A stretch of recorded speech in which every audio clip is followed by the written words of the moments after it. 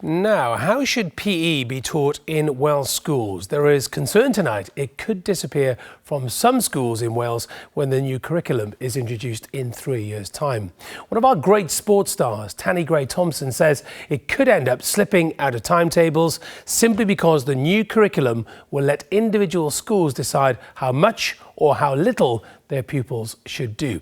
So we asked the Wales international Nia Jones, a self-confessed sports geek, to investigate.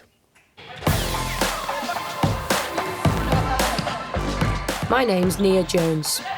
I play netball and football for Wales, and I love sport.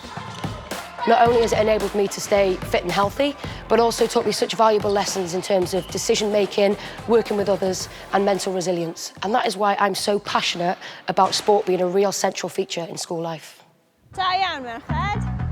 But PE, as we know it, could be on its way out.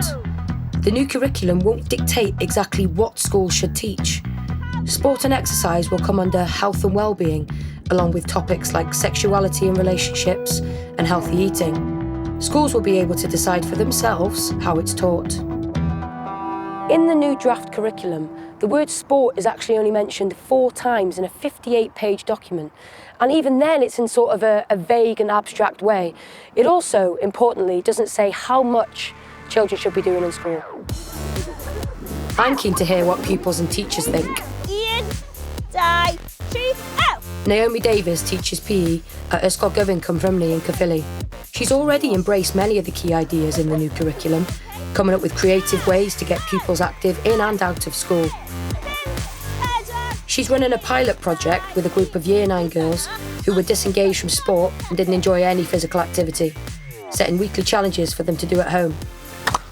I didn't really enjoy PE, but doing it in a different way, it sort of helped me boost my confidence.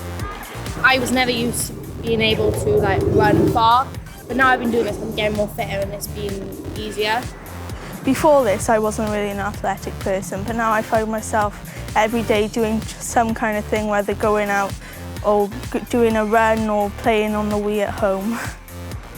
And I take it you've seen the new draft curriculum for 2022. Yeah. What do you make of it? As a reasonably new PE teacher, I'm quite excited by the fact that it's a bit open. I feel that a lot of the parts of the curriculum is done in PE anyway. A lot of the wellbeing side can be accessed through sport lessons and through different sports and activities that we do, which makes it really exciting because it gives you that leeway to make sure that sport is accessible to all pupils.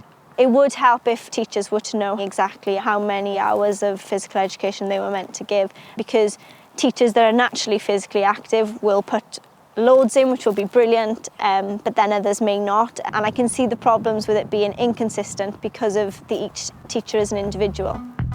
It's a concern shared beyond the classroom, including at Sport Wales, the national organisation responsible for promoting physical activity. I think the essential thing is that we do develop that confidence, motivation and skills of teachers to be able to deliver high quality curriculum. If we don't see that, then really this is just a curriculum that doesn't actually deliver the changes that we need to see. Baroness Tally Gray-Thompson chaired a review of physical education in Wales in 2013, which recommended that PE should be made compulsory in all Welsh schools. I think it's really important that sport and physical activity are explicitly mentioned, and also that the time of being active is defined. It's one of those things that I really worry will slip away, and we won't see the problem right now. We'll see the problem 15, 20 years down the line when the NHS bill goes through the roof, because we have a generation of young adults who are just not fit enough to be healthy. In March, a committee of Assembly members said it should be compulsory for pupils to do 2 hours of PE at school every week, as more than a quarter of 4 and 5-year-olds starting school in Wales last year were obese or overweight. I want to put that to the people behind the new curriculum. Gethin Morn Thomas is a former PE teacher.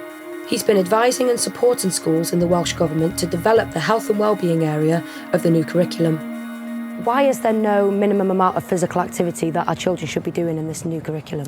We're conscious of the need to provide schools with the autonomy of decision making, that they make decisions based on their local needs. But also, if we reflect on the work that was chaired by Tammy Gray-Thompson back in 2013 that suggested that physical education should be made compulsory, well, arguably we're in a stronger position than what that report was asking for, because we have an area of learning and experience which should occupy an increased amount of time on the school timetable in comparison to what we currently have. So with that apparent lack of the word sport in this curriculum, are we then just signalling to teachers that actually, yeah, PE is actually not that important?